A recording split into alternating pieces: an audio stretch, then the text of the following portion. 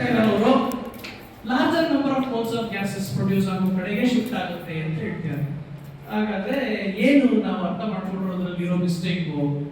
Actually, when you say constant pressure, you are not supposed to say on adding inert gas you are increasing pressure.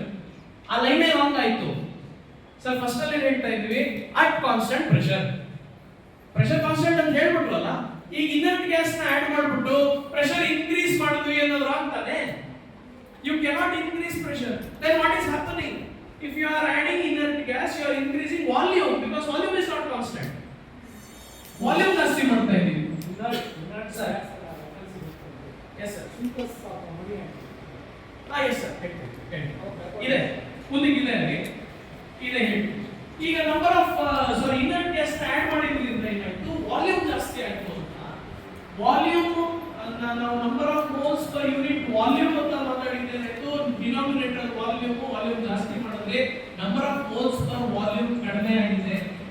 Number of moles per volume ಕಡಿಮೆ ಆಗಿದೆ ಅಂದ್ರೆ equilibrium shifts in such a way as to increase number of moles per volume. Number of moles per volume ಜಾಸ್ತಿ ಮಾಡ್ಕೊಳ್ಳೋಕೆ try ಮಾಡುತ್ತೆ. So more number of moles of gas ಕಡೆಗೆ ಹೋಗುತ್ತೆ ಅಂತ. ಈಗ ಸರ್ ಕೇಳಿದ ಪ್ರಶ್ನೆ ಅನಲೈಸ್ ಮಾಡೋಣ. ನೀವು ಟ್ರೈ ಮಾಡಿ ಸರ್ ಪ್ಲೀಸ್, ನನಗೂ ಹೆಲ್ಪ್ ಆಗುತ್ತೆ.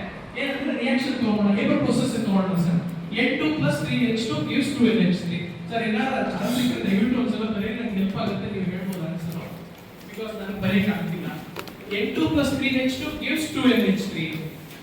ಈಗ ಇಲ್ಲಿ ವಿಷಯ ಏನಪ್ಪಾ ಅಂದ್ರೆ, ಲೆಫ್ಟ್ ಸೈಡ್ ಅಲ್ಲಿ ನಂಬರ್ ಆಫ್ ಮೋಲ್ಸ್ 4 ಇದೆ, ರೈಟ್ ಸೈಡ್ ಅಲ್ಲಿ 2 ಇದೆ. Effect of pressure ಮಾತಾಡ್ಬಿಟ್ರೆ